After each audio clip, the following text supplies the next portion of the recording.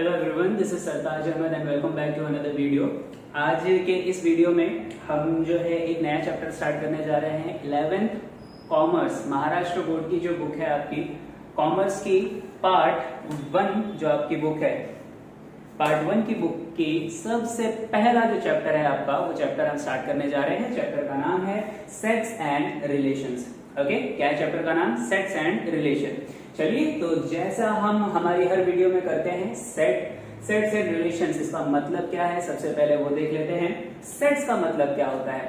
अब सेट मतलब कोई भी एक collection of particular thing is called as set, right. जैसे कि बहुत सारे अलग अलग मार्कर का कलेक्शन हमने इस तरीके से कर लिया है, this is also known as set. Okay, तो सेट का बेसिक अगर आपको कोई डेफिनेशन पूछे तो आपको बस इतना बोलना है, collection of well-defined object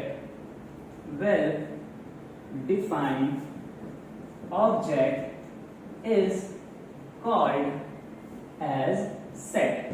well defined object का कोई भी कलेक्शन है उसे हम क्या कहते हैं? सेट कहते हैं। And this can be anything, कोई नंबर भी हो सकते हैं, कोई ऑब्जेक्ट भी हो सकते हैं, दिन के नाम हो सकते हैं, महीनों के नाम हो सकते हैं, कोई भी ऐसी चीज हो सकती है जो डिफाइन की जा सकती है, जिसे हम गिन सकते हैं। ओके, तो जैसे कि अगर ये एग्जांपल लेना हो हमें तो कैसे एग्जांपल ले सकते हैं? लेट्स से मैंने कहा कि set of days in a week, set of days in a week. तो आप इन्हें अगर सेट के फॉर्म में लिखना चाहते हैं तो कैसे लिखेंगे? तो इसे लिखने के दो तरीके हैं। ओके, कितने दो तरीके हैं? दो नहीं है, 3 तरीके हैं। कौन कौन से तरीके हैं? तो वो रिप्रेजेंटेशन ऑफ सेट्स में आता है। तो जो सबसे पहला तरीका है वो है आपका roster method. Okay, roster method के जरिए आप सेट्स को इंडिकेट कर सकते हैं, रिप्रेजेंट कर सकते हैं। फिर दूसरा आता है आपका सेट बिल्डर मेथड, और जो तीसरा मेथड है आपका वो आपको ऑलरेडी बहुत अच्छी तरीके से पता होगा, 9th स्टैंडर्ड 10th स्टैंडर्ड में भी आपने यूज किया है, वो है आपका वेन डायग्राम के जरिए। ओके, इन 3 तरीकों से आप क्या कर सकते हैं? आपके सेट को रिप्रेजेंट कर सकते हैं। चलिए 1 बाय 1 करके इन तीनों तरीकों को देखते हैं। सबसे पहला रोस्टर मेथड। रोस्टर मेथड और सेट बिल्डर मेथड में हम कुछ इस तरीके से अंदाजा लगा सकते हैं बच्चों, ये जो रोस्टर मेथड है ये बहुत अच्छा बच्चा है, बिकॉज इसे समझना आसान है, बड़ी आसानी से इंडिकेशन दे देता है और बड़ी आसानी से हमें हमारा आंसर मिल जाता है। सेट बिल्डर मेथड थोड़ा सा बुरा बच्चा है। ओके, बहुत मस्ती करता है, नॉटी है बड़ा, जल्दी समझ में नहीं आता। ठीक है, तो रोस्टर मेथड में क्या होता है? रोस्टर मेथड में हम जो है हमें सीधा सीधा बोल दिया जाता है, सीधी सीधी एक कंडीशन दे दी जाती है कि भैया एक सेट है और उस सेट के अंदर इतने पर्टिकुलर नंबर है, आप उसे बस रिप्रेजेंट करके बता दीजिए। जैसे कि मैंने अगर आपको कहा कि set of days in a week, okay, क्या बोला है मैंने? Set of days in a week. तो हम क्या करेंगे? Set of days in a week, in a week. अब ये जो सेट है, ये सेट को आप किसी भी अल्फाबेट से इंडिकेट कर सकते हैं। यूजुअली आप अल्फाबेट यूज करेंगे, कैपिटल अल्फाबेट्स ABCDNE, जो भी आपकी मर्जी करें। तो यहां पर हमारा जो पहला सेट बनेगा, अगर हम रोस्टर मेथड यूज कर रहे हैं तो ओके, तो A is equal to set के लिए आप इस तरीके से करली ब्रैकेट डालेंगे। करली ब्रैकेट डालने के बाद क्या है यहाँ पर? Set of days in a week. तो ए जो सेट है आपके अंदर, वीक के अंदर जितने भी डेज होते हैं वो सारे के सारे डेज आप लिख देंगे। कौन कौन से डेज होते हैं हम सभी को पता है? Monday, Tuesday, Wednesday, Thursday, Friday and Saturday. Okay, मैंने शॉर्ट फॉर्म यूज किया है क्योंकि ये इंट्रोडक्शन है आपका, और इंट्रोडक्शन में छोटा छोटा ही लिखेंगे तो ज्यादा बेहतर है। जब आपकी एक्सरसाइज स्टार्ट होगी वहां पर आपको ज्यादा अच्छी तरीके से चीजें समझ में आएंगी। ओके, अभी जो सेट बिल्डर मेथड है, दूसरा वाला सेट बिल्डर मेथड, इसी का जो है समझ लीजिए कि अपोजिट है। ओके, इसी को रिवर्ट कर दिया, इसी को रिवाइंड कर दिया, तो आपको क्या बन जाता है? सेट बिल्डर मेथड बन जाता है। सेट बिल्डर मेथड के अंदर आपको हमेशा एक वेरिएबल को डिफाइन करना पड़ता है। कैसे, तो जरा समझने की कोशिश कीजिए। ये जो कंडीशन मैंने यहां पर ली है, set of days in a week, अगर इसे मुझे सेट बिल्डर मेथड में लिखना होगा तो मैं कुछ इस तरीके से लिखूंगा कि a इज इक्वल्स टू, ये देखिए सेट का जो ये ब्रैकेट है, कर्ली ब्रैकेट, ये हम डालेंगे, यहां पर एक वेरिएबल डिफाइन करेंगे। अब वो जो वेरिएबल होगा वो x हो सकता है, y हो सकता है, z, a, b, c, जो आपकी मर्जी चाहे आप ले सकते हैं। ओके, ज्यादातर हम स्टैंडर्ड हमारा तरीका यूज करेंगे, x यूज करेंगे। Okay, a is a set of x such that x is a day in a week, x is a day in a week. तो अब जो है x अगर वीक का कोई दिन है तो वो कोई भी हो सकता है। कितने चांसेस है आपके पास जो है चांसेस, मतलब कितने ऑप्शन है आपके पास। वीक में मंडे है, ट्यूसडे है, वेडनेसडे है, थर्सडे है, फ्राइडे है, सैटरडे है एंड संडे है, राइट। मैंने यहाँ संडे नहीं लिखा क्या, अच्छा चलो ऊपर जो है यहाँ पर आपका संडे भी आ जाएगा। ओके, तो इस तरीके से देखिए, एक ही चीज को, एक ही सेट को रिप्रेजेंट करने के यहाँ पर आपके दो तरीके हैं, दोनों ही समझ लीजिए एक दूसरे के, ये दोनों ही जो है एक दूसरे के जुड़वा भाई जैसे हैं। ओके, सेट बिल्डर मेथड थोड़ा सा अच्छा है और सेट बिल्डर में रोस्टर मेथड थोड़ा सा अच्छा है और सेट बिल्डर मेथड थोड़ा सा गड़बड़ बच्चा है, जिसे समझने में थोड़ी सी प्रॉब्लम होती है। ओके, अब जो तीसरा है आपका कौन सा, वेन डायग्राम। वेन डायग्राम तो हम सभी को पता है ना, पता है कि नहीं पता है। वेन डायग्राम क्या होता है, वेन डायग्राम के अंदर हमें कुछ नहीं करना होता है, हम क्या करते हैं, हम जो है एक इस तरीके से सेट को जो है बड़ी आसानी से ब्रैकेट में या शेप के जरिए बनाकर उसके अंदर सेट वगैरह इंडिकेट करते हैं, है ना। सेट ए, सेट बी, ये यूनिवर्सल सेट हो जाता है, अंदर बहुत सारे एलिमेंट्स होते हैं या नहीं होते हैं। ओके, ये आपने 9th स्टैंडर्ड में भी किया हुआ है, अगर नहीं भी किया, नहीं भी आता है तो भी कोई प्रॉब्लम नहीं है। वेन डायग्राम का आपको यूज करने के लिए इस चैप्टर में तो ज्यादातर काम नहीं है, लेकिन जब होगा तो मैं आपको अच्छे तरीके से समझा दूंगा। फिलहाल के तौर पर इतना समझिए कि वेन डायग्राम में हम क्या करते हैं। वेन डायग्राम में हम जो है शेप्स का यूज करते हैं सेट को रिप्रेजेंट करने के लिए और उसके अंदर के एलिमेंट को रिप्रेजेंट करने के लिए, ठीक है। तो ये हो गया आपका रिप्रेजेंटेशन ऑफ सेट। कितने तरीके हैं रिप्रेजेंट करने के भैया, 3 तरीके हैं। कौन कौन से तरीके हैं, एक है रोस्टर मेथड, दूसरा है सेट बिल्डर मेथड और तीसरा है आपका वेन डायग्राम, ठीक है। चलिए आगे अब आपके पास क्या है, तो अब आपके पास है इंटरवल्स। इंटरवल्स कैसे होते हैं, ये मूवी का कोई इंटरवल नहीं है बच्चों, ये जो है इंटरवल आपका बहुत ही इंपॉर्टेंट टॉपिक है। इंटरवल मतलब आपको अगर कोई एलिमेंट लेना है या नहीं लेना है तो ये इस इंटरवल से हमें समझ में आता है। और इसके कई सारे टाइप हैं, जैसे कि open interval, close interval, semi open, semi close interval, बहुत सारे अलग अलग टाइप हैं जो अभी मैं आपको थोड़ी देर में एक्सप्लेन करने वाला हूं। और उसके अलावा हमारे पास है इस चैप्टर में ऑपरेशन ऑन सेट्स, यानी कि सेट्स अगर हमारे पास आए तो हम उन्हें किस तरीके से सॉल्व कर सकते हैं। इसके अंदर आपको जो है ज्यादातर आपकी प्रॉपर्टीज वगैरह जो है वो पढ़नी पड़ेगी। सेट्स के अंदर बहुत सारी प्रॉपर्टीज होती हैं, वो प्रॉपर्टीज आपको स्टडी करनी होगी। एक बार अगर आप लोगों ने इसका इंट्रोडक्शन बिल्कुल अच्छी तरीके से अपने दिमाग में भर लिया तो आपको चैप्टर सॉल्व करने में कोई भी प्रॉब्लम होने वाली नहीं है। लेकिन याद रखिए, इंट्रोडक्शन इस चैप्टर का सबसे ज्यादा इंपॉर्टेंट है, आपको ये वीडियो पूरा जरूर देखना चाहिए। ओके, रिप्रेजेंटेशन ऑफ सेट हमारा हो चुका है। चलिए मैं आपको बताता हूं अब इंटरवल और उसके आगे ऑपरेशन ऑन सेट्स एंड साथ ही साथ में आपको उनकी बहुत सारी प्रॉपर्टीज भी बता देता हूं।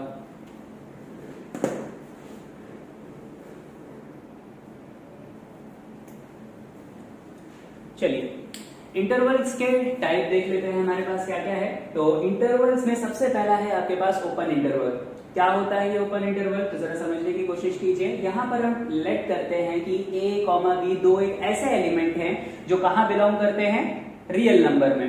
ओके, रियल नंबर आप सभी लोगों को पता होता है। सारे जितने भी नंबर्स हैं आपके, इंटीजर्स कर लीजिए बात, या फिर whole number, natural number, rational number, सारे नंबर्स कहाँ बिलोंग करते हैं, आपके रियल नंबर्स में बिलोंग करते हैं। Okay, then the set x such that x belongs to R, और साथ ही साथ में x का जो है आपको कुछ इस तरीके से रेंज दिया होगा कि x lies between a, b, x lies between a comma b। अब ये जो साइन देख रहे हैं आप यहाँ पर देख रहे हैं इनइक्वालिटी की साइन है, ये स्ट्रिक्टली देखिए x is strictly greater than a and strictly less than b है। स्ट्रिक्टली लेस देन b का मतलब क्या होता है, ना तो a के एलिमेंट इसके अंदर इंक्लूड होंगे ना ही b के एलिमेंट इसके अंदर इंक्लूड होंगे।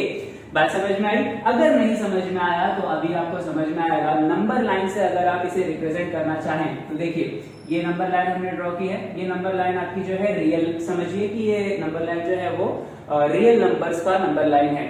ओके, और यहाँ कहीं पर जो है 2 पॉइंट आपके आते हैं। 2 पॉइंट कौन से आते हैं, एक है पॉइंट आपका A और दूसरा कौन सा पॉइंट है आपका B। ये 2 पॉइंट आपके आते हैं। ओके, अब ये जो कंडीशन कह रही है वो क्या कंडीशन कह रही है कि भैया ये जो x की वैल्यू हो रही है ना, ये x की वैल्यू कहाँ लाई कर रही है, between A and B। Between A and B यानी कि A से लेकर ये जो B तक है, बस इतनी वैल्यू ये पकड़ रहा है। ना तो A को ये टच करेगा और ना ही B को ये टच करेगा। इसीलिए ये जो A का देखिए A का सर्कल है ना, ये जो सर्कल हम बनाते हैं, ये सर्कल के अंदर हम जो है फिल नहीं करते, इसे खाली छोड़ा जाता है। अगर नंबर लाइन में आप रिप्रेजेंट करते हैं तो ओके, इसे खाली छोड़ दिया जाता है। इसे कहते हैं आप ओपन इंटरवल। ओपन इंटरवल को आप दूसरी तरीके से भी इंडिकेट करते हैं, कुछ इस तरीके से। एक ब्रैकेट बनाते हैं, 2 ब्रैकेट बनाते हैं इस तरीके से, a कॉमा b लिखते हैं। a कॉमा b का मतलब क्या है और ये ब्रैकेट का मतलब क्या है, ना तो a की वैल्यू आपको इंक्लूड करनी है ना ही b की वैल्यू आपको इंक्लूड करनी है। अगर नंबर लाइन पे ड्रॉ करना चाहें आप तो इस तरीके से आपको रिप्रेजेंट करना होता है। और ये नंबर लाइन किसकी है, ये रियल नंबर्स की नंबर लाइन है। ठीक है, चलिए क्लोज इंटरवल पे बढ़ते हैं। तो क्लोज इंटरवल के लिए भी बिल्कुल इसी तरीके से रहेगा, लेकिन एक बहुत ही बड़ा डिफरेंस ये रहेगा यहाँ पर, आपका जो अब सेट डिफाइन होगा ना वो कुछ इस तरीके से होगा, x such that x belongs to R, but यहां पर जो इसका रेंज होगा वो रेंज कुछ इस तरीके से होगा। देखिए रेंज आपका कुछ इस तरीके से होगा कि x lies between a and b and x is greater than equal to a और less than equal to b, और इस तरीके से आपका जो सेट है वो फॉर्म होगा। यानी कि क्लोज इंटरवल में क्या करेंगे आप, क्लोज इंटरवल में x की जो वैल्यू है वो a से बड़ी भी हो सकती है, इक्वल भी हो सकती है, कोई प्रॉब्लम नहीं है। यहां पर आप जो है a की वैल्यू भी इंक्लूड कर सकते हैं और b की वैल्यू भी इंक्लूड कर सकते हैं। अगर नंबर लाइन पे इन्हें प्लॉट करना हो तो कुछ इस तरीके से आप प्लॉट करेंगे। यहां पर अगेन समझ लीजिए, यहां पर कोई है एक पॉइंट a और दूसरा कोई एक पॉइंट है आपका यहाँ पर let's say b। Okay, let's say point is b। अब आप क्या करेंगे, ये जो x की वैल्यू है, ये x की वैल्यू, ये पूरी वैल्यू, इनके बीच की तो वैल्यू पूरी ऑक्यूपाई करेगा ही, साथ ही साथ में ये जो a की वैल्यू है वो भी ऑक्यूपाई कर सकता है और ये b की वैल्यू को भी ऑक्यूपाई कर सकता है। इसीलिए comparing to this open interval में देखिए हमने जो है ये सर्कल को फिलअप नहीं किया है। यहां पर हम क्या करेंगे, इस सर्कल को पूरा जो है फिलअप कर देंगे। ये इंडिकेट करता है कि a की भी वैल्यू इंक्लूड की जा सकती है और साथ ही साथ में किसकी वैल्यू इंक्लूड की जा सकती है, b की वैल्यू भी इंक्लूड की जा सकती है। ओके, और इसे रिप्रेजेंट आप जो है देख सकते हैं कि ये जो सेट है वो सेट के जरिए रिप्रेजेंट किया जाता है। और उसके अलावा क्लोज इंटरवल जो है आपका कुछ इस तरीके से भी रिप्रेजेंट किया जाता है। इस तरीके से आप स्क्वायर ब्रैकेट बनाते हैं जिसके अंदर आप लिखते हैं a, b। a, b लिखने का मतलब क्या है और ये स्क्वायर ब्रैकेट का मतलब क्या है, इसका मतलब है वैल्यू कहां से कहां तक जा रही है, a से लेकर b तक जा रही है। You will include the value of a as well as include the value of b। यही आपका कहता है कौन, यही आपका कहता है क्लोज इंटरवल। ओके, चलिए आगे बढ़ते हैं। तो आगे हमारा नेक्स्ट टॉपिक है सेमी क्लोज इंटरवल। क्या होता है ये, सेमी यानी कि आधा, क्लोज यानी कि आधा बंद है और आधा खुला है। ओके, अब ये कैसे हुआ, तो ये कुछ इस तरीके से हुआ, इसे आप इस तरीके से रिप्रेजेंट करते हैं। रिप्रेजेंट अगर आपको इसे करना है तो सेमी क्लोज इंटरवल है, राइट, तो आप इसे इस तरीके से इंडिकेट करते हैं। ये तो स्क्वायर ब्रैकेट है, ये किसके लिए यूज होता है, क्लोज इंटरवल के लिए यूज होता है। तो क्लोज इंटरवल आपने डाला और फिर इसके आगे क्या डालेंगे आप, एक ओपन इंटरवल डालेंगे और बीच में कौन आ जाएगा आपका a, b आ जाएगा। ओके, अब इसे और किस तरीके से सेट बिल्डर के फॉर्म में अगर रिप्रेजेंट करना हो तो कैसे रिप्रेजेंट करेंगे? तो ये जो सेट है, इस सेट के अंदर एक वेरिएबल है x बिलोंग्स टू r।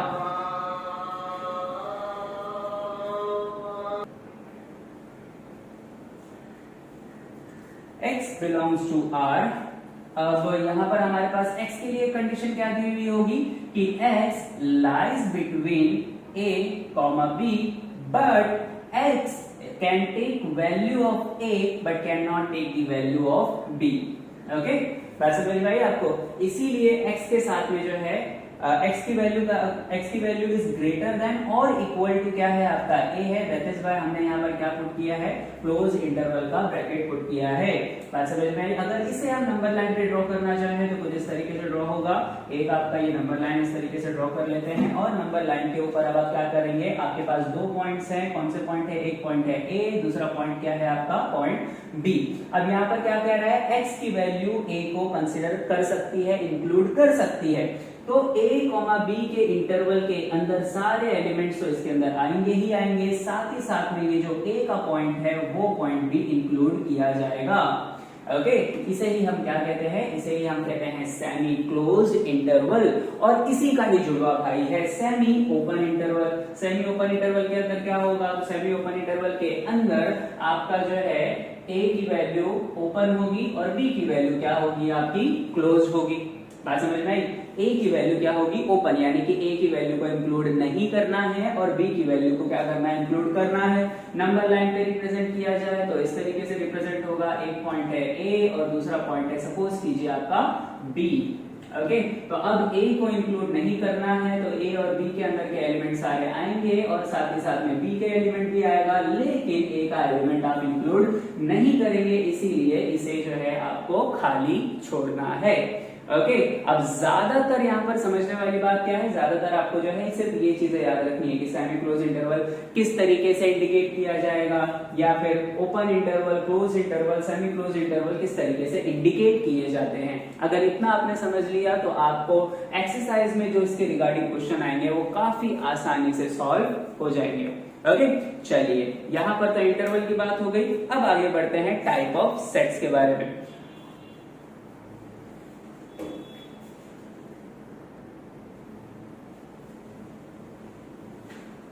चलिए अब बारी है टाइप ऑफ सेट्स की, तो वो भी देख लेते हैं। सबसे पहले जो हमारे पास सेट है वो है एम्प्टी सेट। एम्प्टी सेट क्या होता है, ऐसा कोई सेट जिसके अंदर कोई एलिमेंट ही नहीं है। ओके, जिसके अंदर कोई भी एलिमेंट ही नहीं है। अब समझिए कि मैंने आपको एक कंडीशन दी कि set A is a set of natural numbers less than 1। Set A is a set of natural number less than 1। अब मुझे बताइए नेचुरल नंबर कहां से स्टार्ट होते हैं? नेचुरल नंबर स्टार्ट होते हैं 1 से। अब मैं बोलूं कि नेचुरल नंबर में ही 1 से कोई छोटा नंबर लीजिए तो कोई नंबर बचेगा? जी नहीं, बिल्कुल नहीं बचेगा। तो इसलिए यहाँ पर जो है आपका सेट बनेगा, set A is equals to आपका क्या होगा, नल सेट होगा। नल सेट यानी कि अंदर कुछ भी नहीं होगा, और जिसके अंदर कुछ भी नहीं होता है उसे हम नल सेट कहते हैं। यानी कि ए इज इक्वल्स टू क्या होगा, नल बटे सन्नाटा, यानी कि नल सेट हो जाएगा वो। ओके, तो इसे हम क्या कहते हैं, इसे हम कहते हैं एम्प्टी सेट, या फिर आप इसे नल सेट भी कह सकते हैं। ओके, चलिए अब आते हैं सिंगलटन सेट के बारे में। सिंगलटन सेट का मतलब है कि भाई ऐसा सेट जिसके अंदर सिर्फ और सिर्फ सिंगल एलिमेंट हो। सिर्फ और सिर्फ क्या हो, सिंगल एलिमेंट हो, सिर्फ एक ही एलिमेंट हो। लेट्स से, अब मैं दोबारा से कंडीशन दे देता हूं कि let's say set B is the set of natural number. Set B is the set of natural numbers and which is less than 2।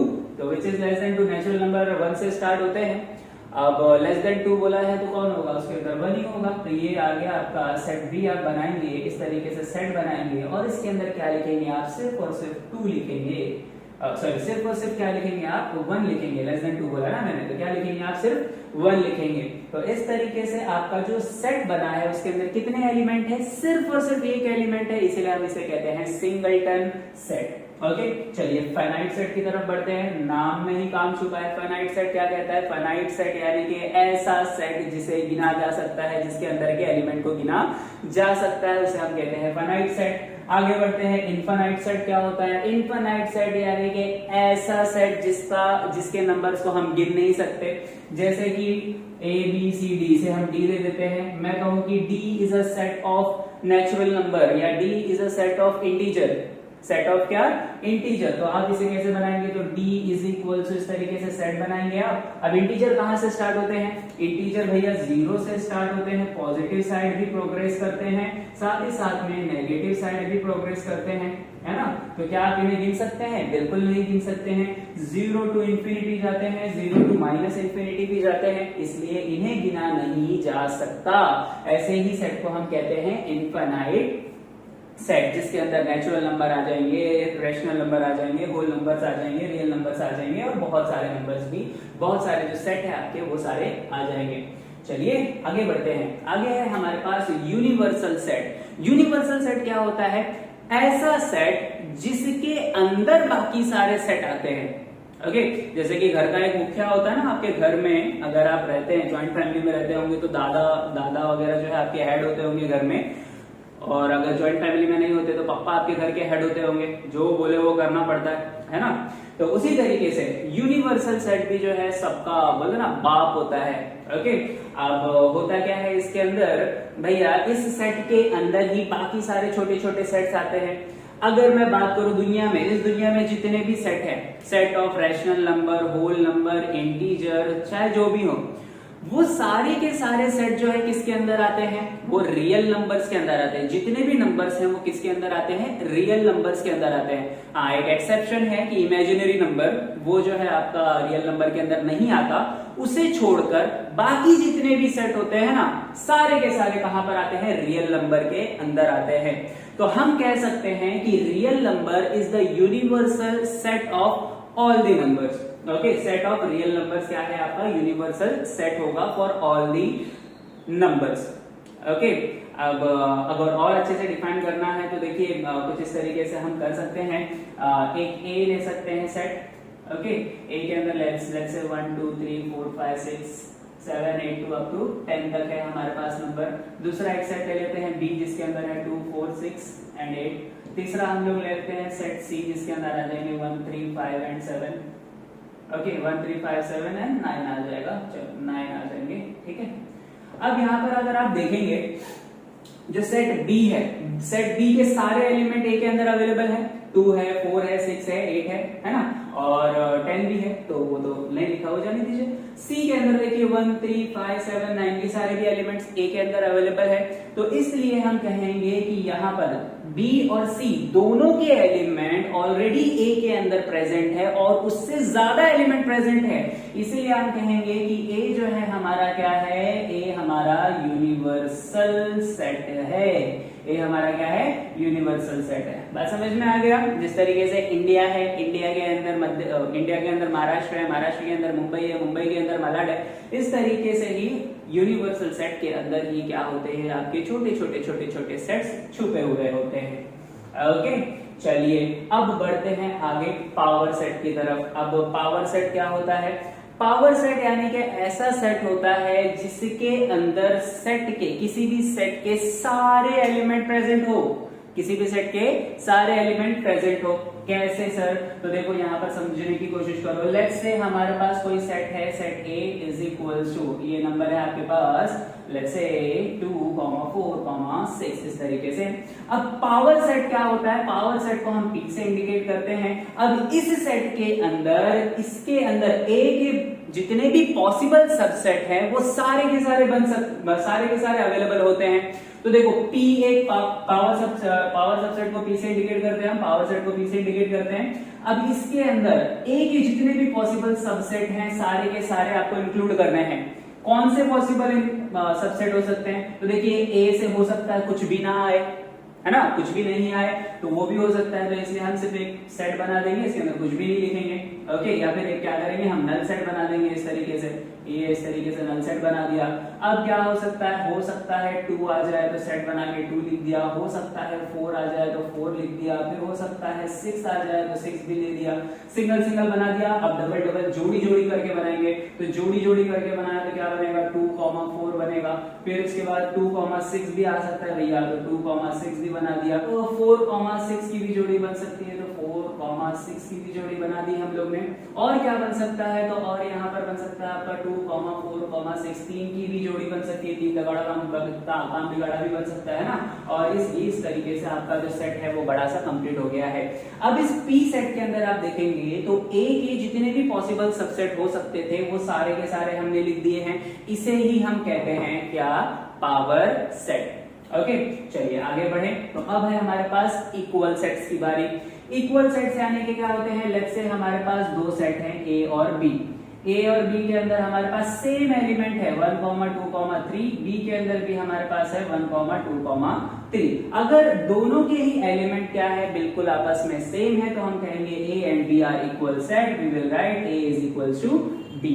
Okay, चलिए इक्विवेलेंट सेट के बारे में पढ़ते हैं। अब इक्विवेलेंट सेट में जो है थोड़ा सा कंफ्यूजन होता है लोगों को, बट आपको कंफ्यूज होने की जरूरत नहीं है।